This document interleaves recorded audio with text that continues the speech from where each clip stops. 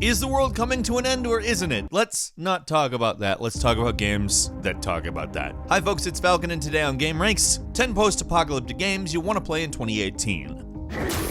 Number 10 is Frostpunk, a city building game that also doubles as a survival game. It's different. It's something that's new, I think. Not necessarily entirely new, but enough new where I don't really think there's anything else like it. It does do a few things that are like other games, but essentially you have to build a city in the middle of a frozen wasteland. You have to manage the city, you have to build up, you have to survive, you have to deal with refugees seeking shelter. There's a few different scenarios, including being the leader of a group of scholars, where you're intending to lead a contained city. And it's really great and something that is a breath of fresh air, a breath of very cold fresh air, but to combine city building and survival in such a different environment, it's a lot of fun. Check it out. Number 9 is Overkill's The Walking Dead, a first-person shooter, the first-person shooter in the Walking Dead franchise, made by Overkill, the creators of the Payday series, which ensures that we understand at least a little bit as to how it's going to run. You can expect some Payday-oriented gameplay. It might feel a little bit like Left 4 Dead in some respects, with 4-player co-op. And what's neat is that Overkill was given a sort of free rein to interpret the material as they will. This ensures it's probably going to be at least different enough that it's worth it for a Walking Dead fan as well as a first-person shooter fan, and it may make new fans of either. Overkill's The Walking Dead is not out yet. It's coming in November the 6th in North America and worldwide on the 8th, and I think it's going to be really interesting. Number 8, Mutant Year Zero Road to Eden is an adventure game very similar to XCOM in terms of mechanics, but a very different story and a large exploration element. To me, this just sounds like a great idea. It's an XCOM type game with anthropomorphic animals, and it's made by some people who were leads on the Hitman project and the person who designed Payday. I think it really sounds like it could be a really interesting game, and it's intended to be looked at as on a post-human Earth, which is about as post-apocalyptic as it can get. Number 7 is State of Decay 2, a more community-oriented State of Decay game in which co-op is prioritized. I think that's a good development as far as that formula goes. A lot of games, we kind of just want that type of thing, and we're missing the sort of dual experience but not missing the point of the game, instead of making a competitive multiplayer beat 'em up romp type thing. Plenty of people played State of Decay together,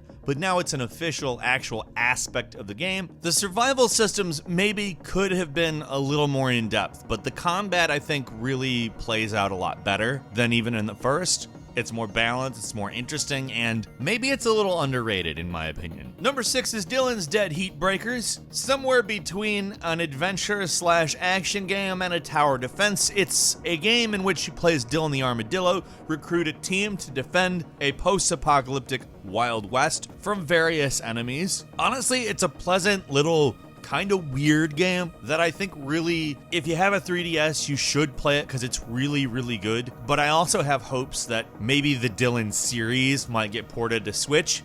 Fingers are crossed. If not, at least you've got this. Check it out. It's a different game and it's a lot of fun. Number 5 is Far Cry 5 Dead Living Zombies, a DLC add-on for Far Cry 5. It is, of course, a zombie game set in the Far Cry 5 alternate universe, I guess.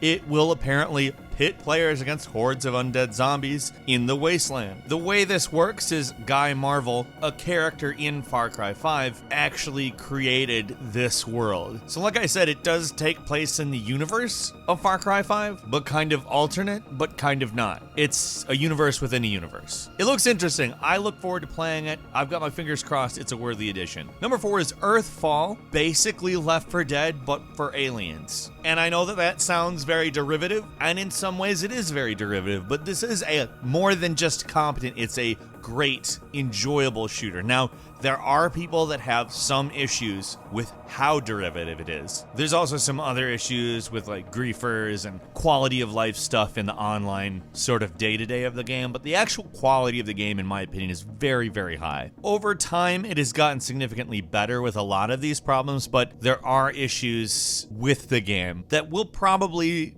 be fixed over a small period of time.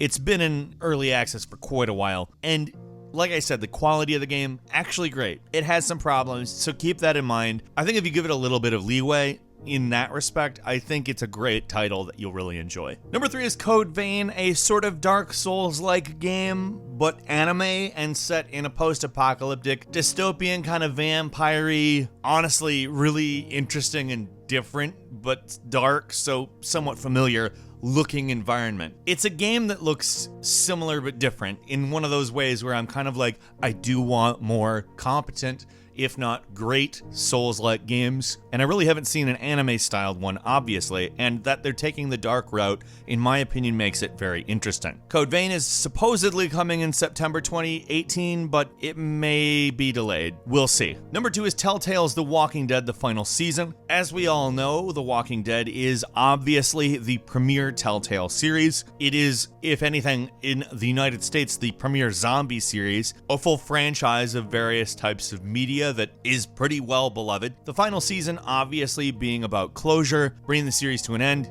and I'm extremely interested to see exactly where this goes. I've enjoyed the series, I think a lot of us have, and I'm just interested to see how it ends. And finally, number 1, Fallout 76, an online version of Fallout, taking place when they first started opening up the vaults. This one happening in West Virginia. It will be about attempting to remake the Wasteland, although the environments of Fallout 76 that we've been shown so far are a little more lush as far as vegetation goes, see lots of green, see lots of growth, and it seems like it might be a very interesting, different take for Fallout, because we really haven't seen areas of the world that are like that in Fallout. I mean, small areas maybe, but not entire states, I guess. There's some degree very much that I have hope that this is a good game. It supposedly has a campaign, a story, a narrative. I'm interested in that. I'm more interested in that than the online stuff, I'll say. So when we see this, let's cross our fingers. Couple of bonus games for you. Fist of the North Star, Lost Paradise, is an action-adventure game. It's post-nuclear war. It has very much to do with